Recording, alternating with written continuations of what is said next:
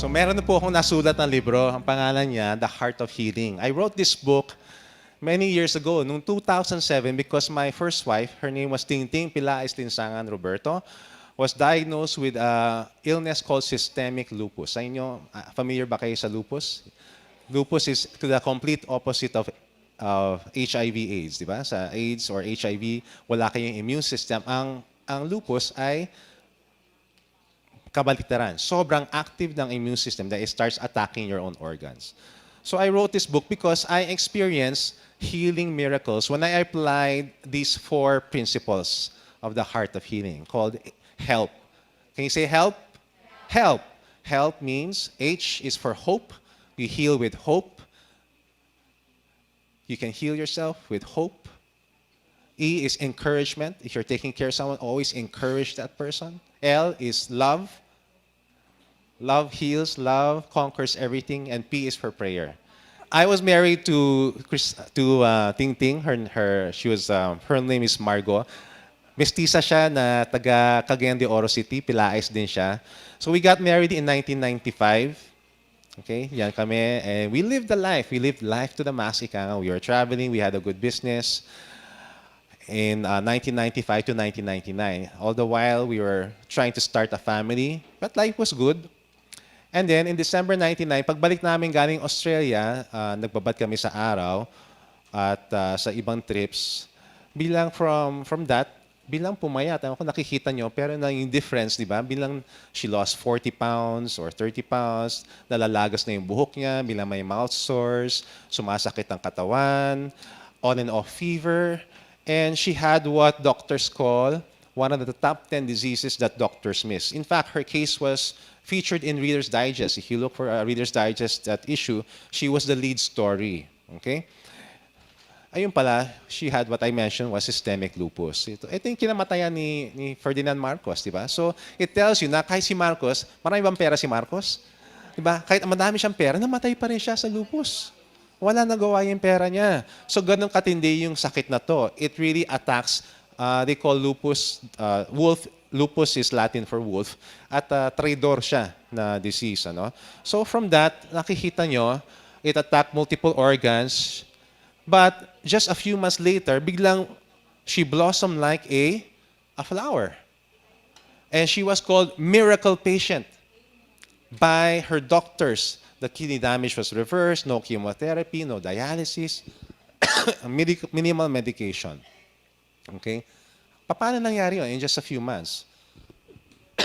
2001 onwards, even though they said na bawal siya magpaaraw, bawal lumabas, we were enjoying life and living a second life. Okay? Because we trusted that the Lord had healed her. So hindi siya natakot at nagkulong sa kwarto. Of course, we were careful because sunlight pala is an immune system activator. When the sunlight, when you react by your skin pigmentation gets darker, it's an immune reaction pala. So bawal daw yun. Pero we still lived life to the fullest.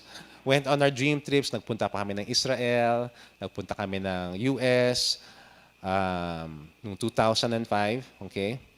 Tapos nagsimula kami ng negosyo, naging top 10 entrepreneur pa kami of the country. We started a training firm called Salt and Light Ventures. And yung dream na magkaroon ng anak, nagkaroon kami ng miracle baby, although it was through the miracle of adoption. So binuksan ng Panginoon ang kanyang puso. I've been praying that my wife, her heart will change towards adoption. And one day she said, "Alika, kunin na natin yung baby." So we brought home this little boy named Joshua at 7 months, almost 7 months old.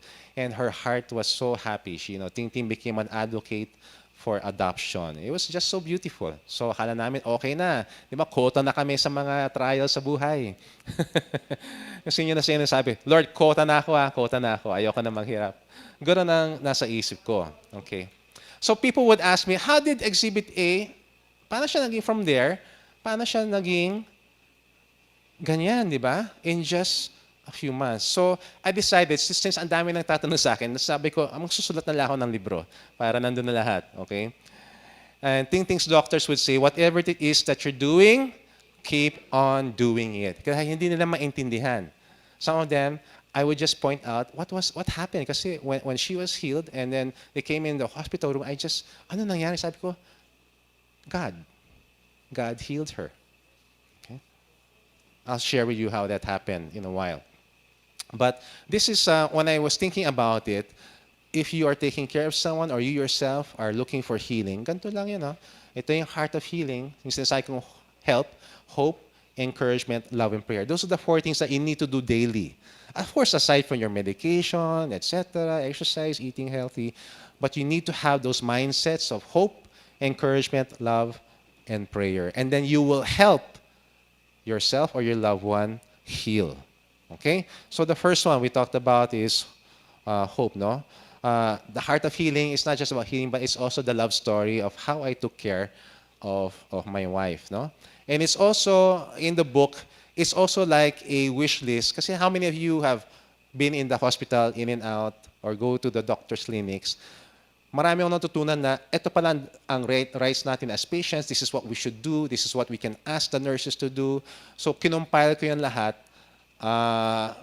and ninigay ko dito sa libro. Okay? Kasi minsan, nagsusurrender lang tayo kung anong sabihin ng doktor. Sabi ko, hindi, Doc, bakit ganito? O, ba't kukuha niya na naman dugo yung pasyente? Di ba nakuha na siya kanina? Gamitin niyo na lang yan for the next test result. Minsan, hindi nag-iisip yung mga nurse o doktor, basta kuha na nakuha. Tapos kuwawa na yung pasyente, turok ng turok, di ba? So, I learned how to question things that the doctors were doing. I learned how to just study myself minsan nga, napapagkamalan akong doktor. Kasi habang nandun ako sa waiting room, habang nandun ako sa nagbabantay, basa ako ng basa. Sinasabi ng doktor ka ba? No, but you have that right, you have that privilege to also question the doctors, all right? So, nandun sa heart of healing yun. Hope, encouragement, love, and prayer. So, the first heart attitude that we should all have is the attitude of hope. Many of us are brokenhearted when we hear the news, right? And God is close to us, but tuluyan na tayo nawawalan ng pag-asa. And when hope goes out the window, nako, 50% na ng laban, wala na. And sometimes we just give up and parang binigyan na tayo ng taning. No? So it's never give up hope because wala makakapagbigay ng taning sa ating kundi the only person who can take away our lives is not even take it away, but if you have Jesus Christ in you, wow, we have eternal life. Amen? And sometimes doctors don't understand that. Here's an example. Dr. Bernie Siegel, in his book, says, words can kill as well as heal, a fact more physicians need to be aware of. He has a case study, which I share in the book, the case study called TS. Okay, sabi dito, an esteemed heart doctor was making his hospital rounds with some student interns. And visiting the room of a lady patient, the doctor looked at the chart and announced to his students, here is a classic case of TS. And then he left the room. Umalis siya, di ba? Ang ganyan mga doktor, papasok, lalabas. Hindi man lamang mag-i-explain. Di ba? And then, by TS, the doctor meant tricuspid stenosis. I don't even know what that means. But it is far from life-threatening. Pero, akala ng pasyente who heard the diagnosis, akala yung TS ay terminal situation. And as soon as the heart doctor left, she thought, oh no, patay kang bata ka, terminal, I'm dying.